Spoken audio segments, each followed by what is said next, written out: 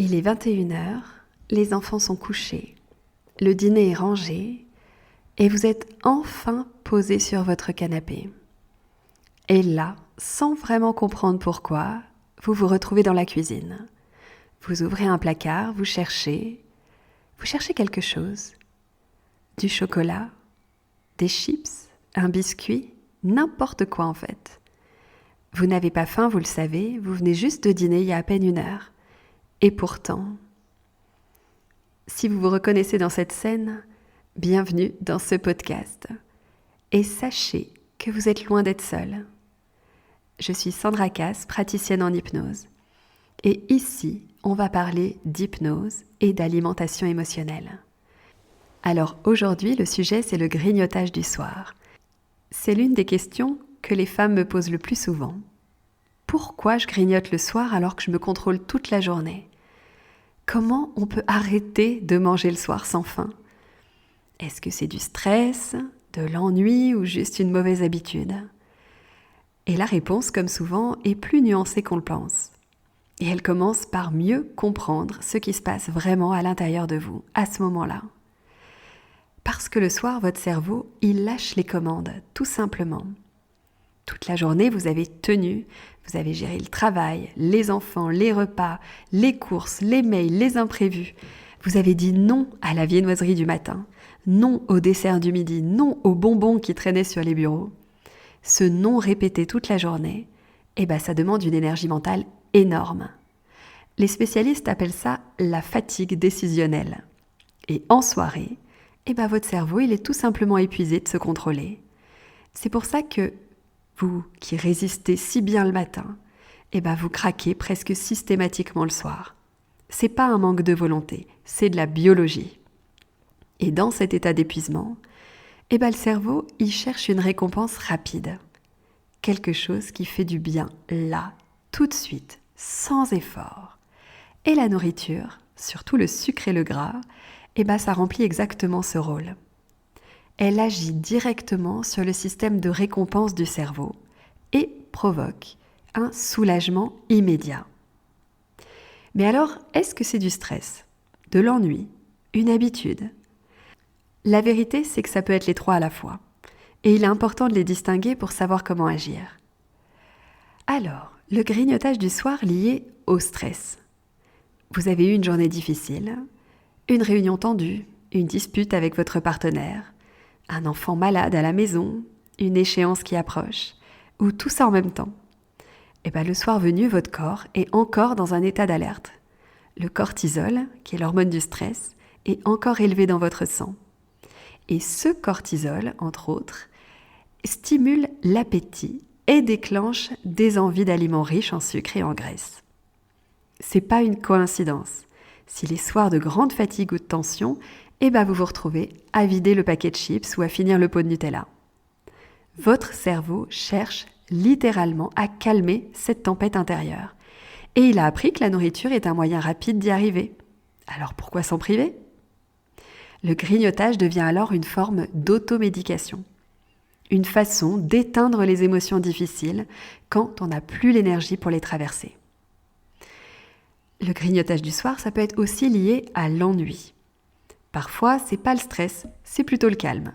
La maison, elle est silencieuse, il n'y a plus rien à gérer, les enfants sont couchés. Et dans ce vide soudain, il y a une forme d'inconfort qui s'installe.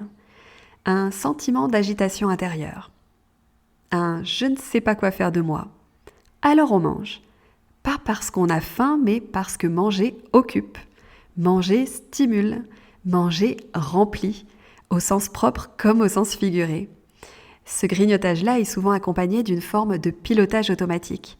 Vous regardez la télé d'un œil et vous mangez sans même vraiment y faire attention.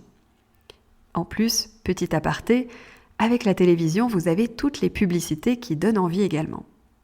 Vous n'avez pas vraiment savouré. Vous avez juste comblé un vide. Et ça, c'est important à entendre. Le vide que vous cherchez à remplir avec de la nourriture n'est pas un vide dans votre estomac. C'est souvent un besoin de plaisir, de détente, de connexion avec vous-même. Un besoin qui est tout à fait légitime et qui mérite d'être reconnu. Le grignotage du soir, ça peut aussi être une habitude qui est ancrée.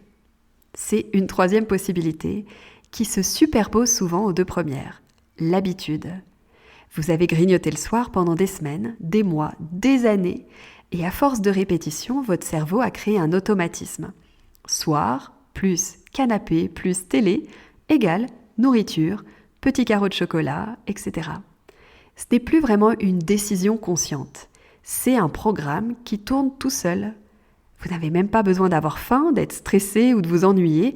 Le simple fait d'être dans votre canapé le soir déclenche l'envie de grignoter. C'est ce qu'on appelle un déclencheur conditionné. Et c'est particulièrement puissant parce qu'il court-circuite complètement votre volonté consciente.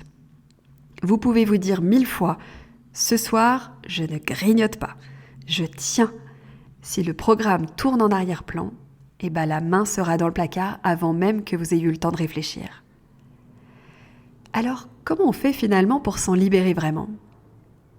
La première étape, c'est d'identifier votre déclencheur principal.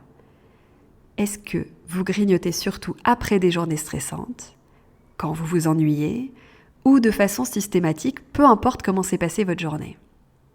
Cette observation sans jugement est déjà un premier pas énorme, parce qu'on ne peut pas agir sur quelque chose quand on ne l'a pas encore identifié.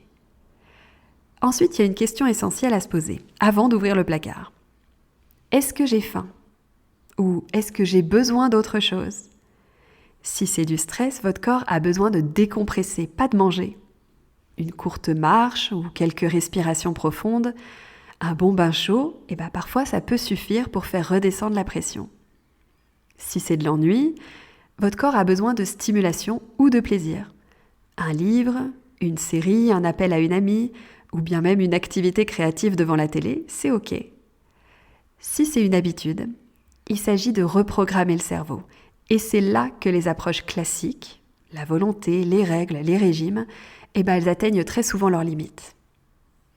Alors pourquoi la volonté seule ne suffit pas ? Vous avez peut-être déjà essayé de vous interdire de grignoter le soir. Peut-être que ça a marché quelques jours, et puis vous avez recraqué. Et la culpabilité, elle est arrivée. Le lendemain, vous avez recommencé à vous restreindre. Et le soir suivant, vous avez recraqué encore plus fort. Ce cercle, beaucoup de femmes le connaissent.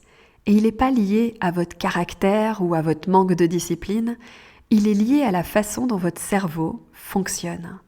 Plus vous lui dites non, et plus il veut. Et pour changer durablement un comportement automatique, il faut travailler là où il prend racine, dans votre inconscient. C'est exactement ce que permet l'hypnose. L'hypnose agit directement sur ces programmes inconscients. Elle ne vous dit pas quoi faire ou ne pas faire, elle reprogramme en douceur les automatismes.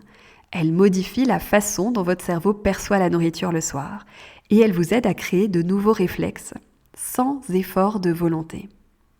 C'est pas magique, mais c'est profond et surtout c'est durable.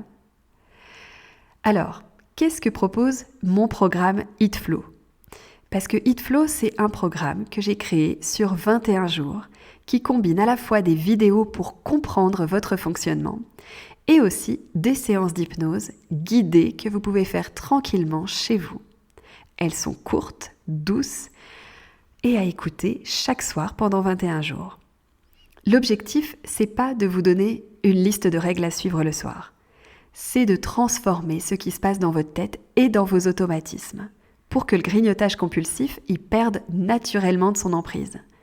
Sans restriction, sans culpabilité, sans combat contre vous-même. Parce que vous avez suffisamment lutté, il est temps que ça devienne beaucoup plus simple.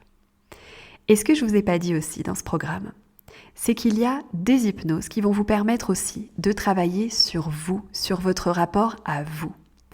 À la fois, on travaille son rapport avec l'alimentation, mais aussi à ce vide qu'on peut ressentir à l'intérieur de soi, à cette estime de soi qui est parfois bafouée dans le fait de manger.